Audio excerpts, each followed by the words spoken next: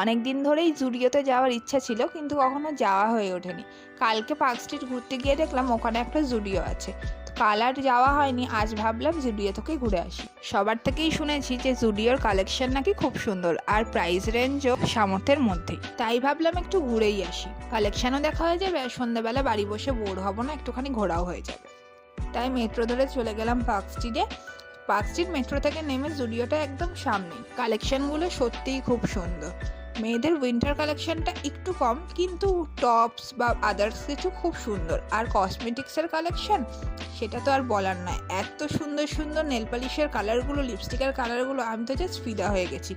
পারফিউমগুলোও 99, 299, 199-এর মধ্যে এত সুন্দর সুন্দর গন্ধগুলো খুব ভালো লেগেছে আমার তো জুডিওর কালেকশন ভালো লেগেছে।